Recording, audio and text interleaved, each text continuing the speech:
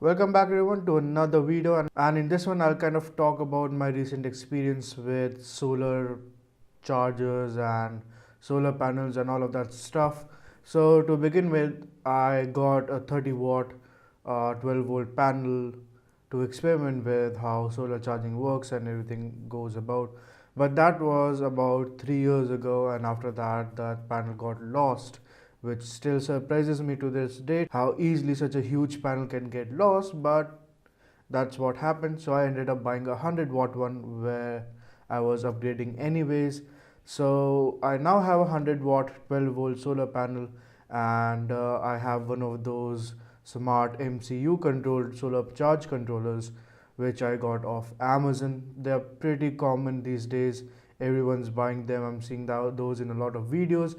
But that has given me a lot of grief over the couple of days I've experimented with this, which is actually just a couple of days. Today is the second day um, if you count it as well.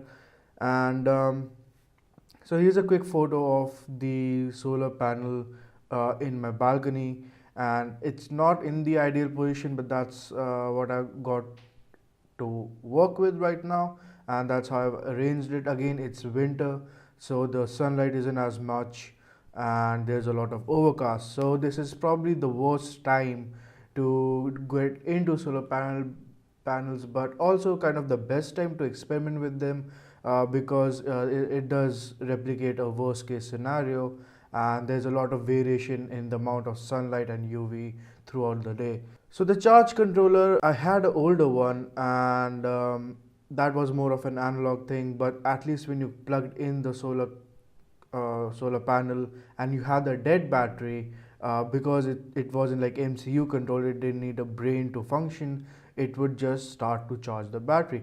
Now with the MCU one, if you plug in the dead battery, it will not work, as what happened with me. I plugged in a dead 12 volt lead acid battery which was at around 5 volts, which should have been at 12 or at least 10 plus volts, and it didn't respond at all, and I thought I got a faulty product, because it kind of doesn't make sense when you have voltage on your solar rail, that your battery or that your controller doesn't respond. So I thought the controller was dead. So I replaced it with the older analog one. The battery started to charge, which is all well and good, but then the battery was at a point where now I can replace it again with my MCU based controller, and it started to charge.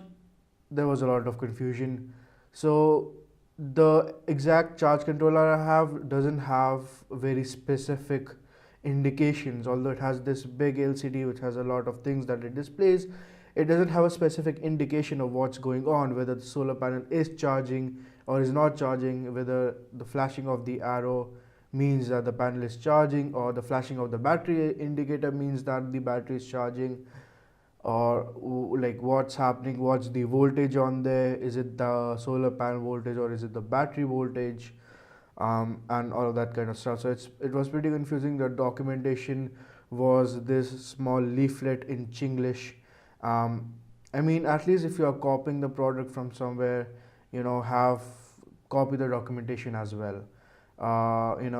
You are going to copy the product anyways, might as well do one more step and give us a proper documentation of it.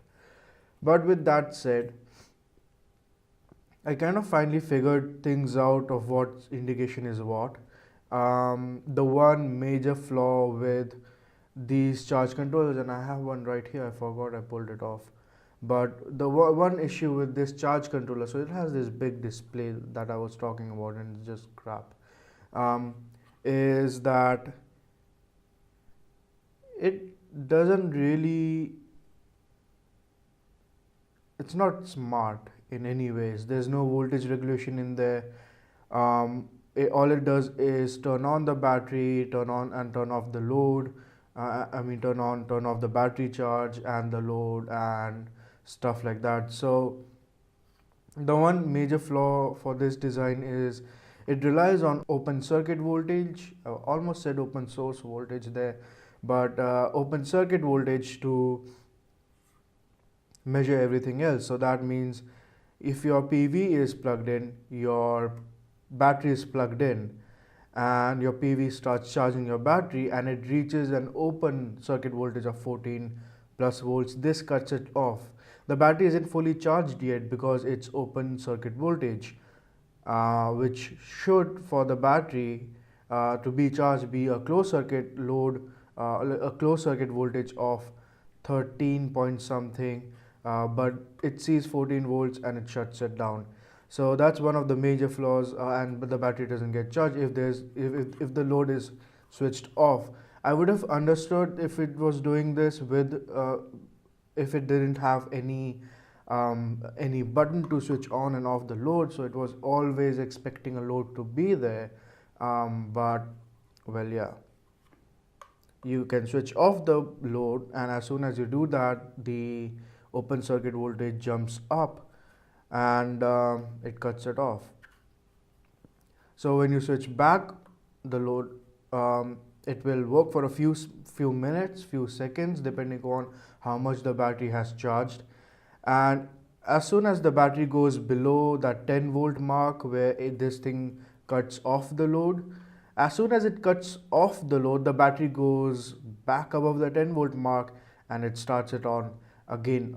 Well, the 12 volt mark, there's a bit of difference there, but still it then again starts it off, and as soon as it drops below that 10 volt mark, it cuts it off. So there's this switching going on constantly, and that's more during the day where when the panel is plugged in and you are still drawing a lot more load than the panel can provide.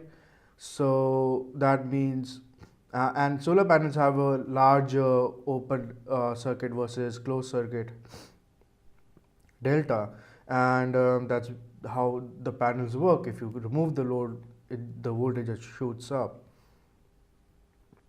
So that's kind of one of the flaws that really bothered me a lot with this one. And the second part is that it's not MPPT, and this is just PWM. So even if you have a 100-watt solar panel, you are likely losing about 20, 30, worst case scenario 40 or 50 watts, just because this thing is not MPPT. MPPT is maximum power point tracking. This is kind of a software or electronical counterpart of maximum something else tracking, I'm not sure, where the solar panel physically tracks the sun. In this case, what MPP does, it's basically a buck boost converter, which I originally thought would happen on all solar charge controllers because that is what makes sense, but it doesn't happen. So with MPPT, this is the way it should be, and these are much more costlier alternatives. With MPPT, what it does is it has a buck and boost converter. So if you have like a range from 8 volts to 21 volts on the solar panel, it will take that in. It will either increase the voltage and decrease the current, or step down the voltage and increase the current if the voltage is too high on the solar panel. So that means whatever the solar panel is providing, it takes in and makes use of that around 95 to 98% efficiency, with even half decent ones, because the system is that good. So what ends up happening is with the solar panel, the way it works is not exactly like a battery.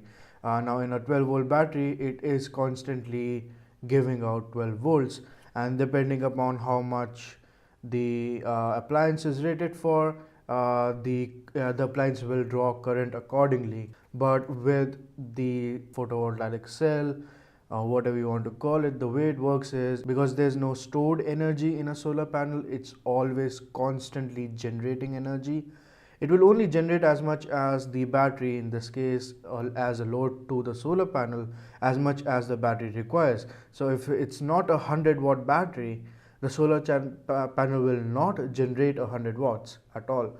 So if a 12 volt solar panel is basically 10 to 21 volts, it will work all through those range. So if the battery is only 14 volts, it will generate 6 amps. Supposedly a battery that can be charged at 6 amp is only 14 volts, The solar panel that might be rated for 21 volts at 6 amps, it will generate only 14 volts at 6 amps. So you are losing all of that power. But with MPPT, since it's just taking it as much the solar panel can provide, it's taking it in and then converting it to say 4 watt at 14 volts at maybe 10 amps or more, and you can actually have a lot of other loads plugged in, and they would just work because now you have more less voltage, but then because of MPPT, because of that buck boost converter, you now have a lot of current to work with. So that's what basically is. You have your normal, or not this one, the MPPT uses older type analog only charge controller, and then adds in that buck boost converter in front of it, so the charge controller constantly gets 14 volts and you're getting whatever voltage from here. It converts it, buck boost, solar charge controller, your load, your batteries and everything else, and that's sometimes controlled by MCU or not. That entirely depends. So my kind of a challenge is, to me, is to get those buck boost converters, get a basic analog PWM based solar charge controller, and get an Arduino or something, or I'd even go to the extremes of using an 80 tiny 8085, 80 tiny, not 8085, not the Intel part, the Atmega part. So 80 tiny 85, and just various voltage probes and current probes, and an LCD screen and stuff like that. Plug it all in together and create this massive and really nice looking MPPT based charge controller, which is in turn cheaper than what I can get online. Now the reason, there's many reasons MPPT is very costly, is that not many solar panel enthusiasts get it. If you are if you are using solar panel professionally as a proper setup, then you get the MPPT stuff. Otherwise you just get this because you don't have that much work. So I will end up creating my own MPPT based charge controller probably at some point, and maybe go as far to have a RTOS running on it just for the fun of it and not use the 80 tiny. So we'll see where this goes and how I can make that. So I'll leave you guys with this quick demonstration of it all working, and the issues I have with this, where I kind of go ahead and explain everything. But yes, this was kind of my experience initially with the solar charger controller, and it's kind of been weird. It's kind of been okay. I'm happy with the solar panel, the way it's working. It has a very large area, so that means even if the voltage, the sunlight isn't there as much, the direct sunlight isn't there as much, it's actually generating decent 12 to 13 volts closed circuit voltage, and I'm happy with that. It's better than the one I previously had. So again, this is interesting. Thank you so much for watching. I will leave you all with that nice little demonstration right now. Alright, so this is what I was basically talking about, the issues with PWM based charge controllers. So right now you can see this is the charge controller I have. It's a very famous one, a lot of people use, and honestly after buying this I thought it wasn't working, because one job of a charge controller is to charge a battery, and the battery that I have is a lead acid one. It's a 12 volt 4 amp or what are something along those lines, but it's a 12 volt lead acid battery right there, and it was completely dead, and I tried to plug everything in and the charge controller wouldn't turn on, because in my mind and from my past experience of many analog charge controller like this ones have a pretty good chance that they are also powered by solar, so they actually give you some indication. So for example, in the analog one, if I plug in my panel and there's no battery connected, it will give me a low battery charge warning, like that LED would flash.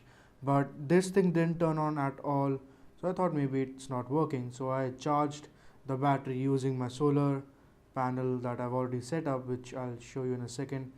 um, it's a 100 watt 12 volt panel, and I connected up the my analog charge controller, and it charged the battery fine to a point where it's now capable of powering up this particular MCU based charge controller.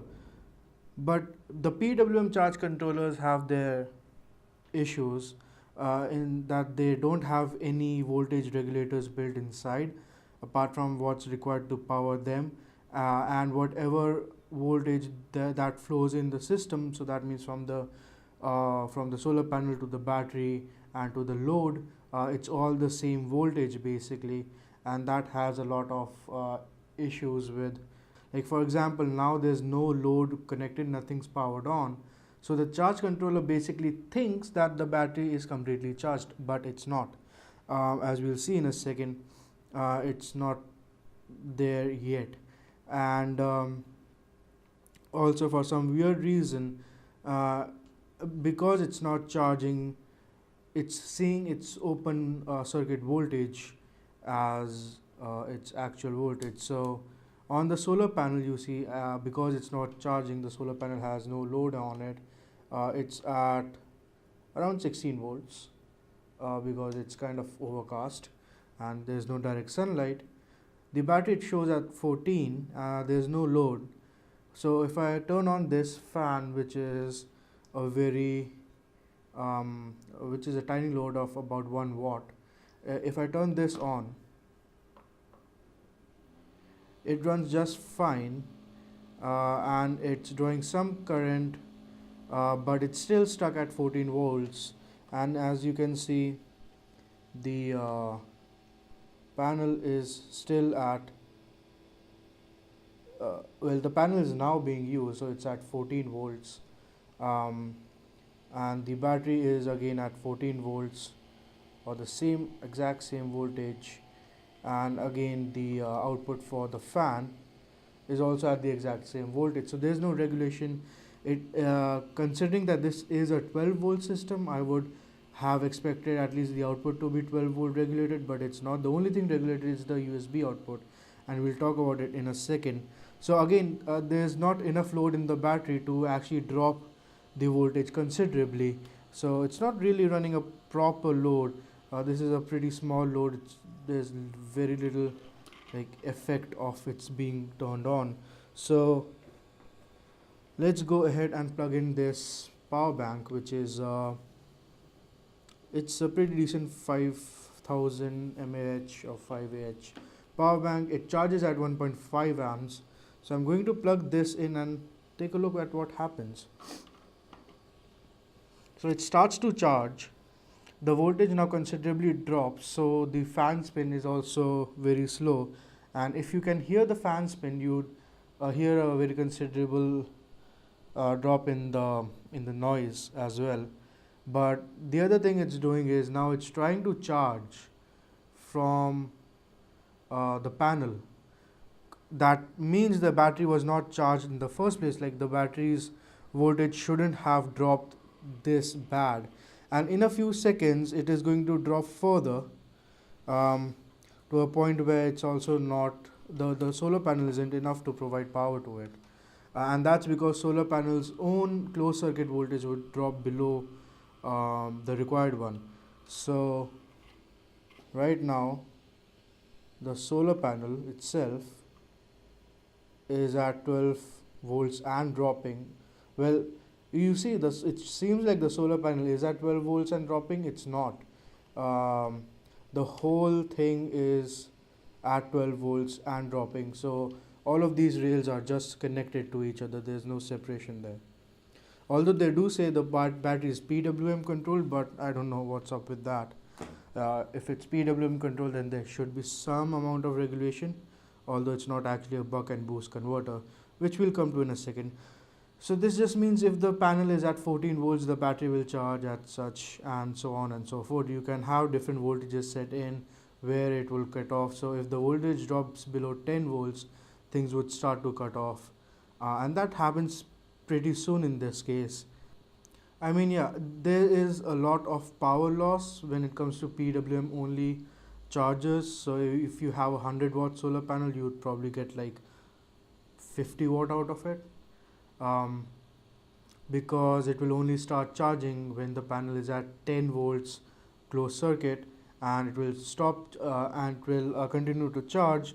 But if the panel has the capacity and there's enough sunlight to go above 14 volts closed circuit, it will not generate that much electricity because the load doesn't allow it to. It seems weird, but this is how um, solar solar cells work. And that's why when you short circuit a solar panel, nothing really happens because it's not generating anything. Um, so yeah, solar panel power generation is pretty load dependent, and this is where something called MPPT comes in. And so this is my current setup. I mean, it's okay to say the least. Like right now, the solar panel is being used. Now, as soon as I unplug the USB device, you can see the voltage would climb up back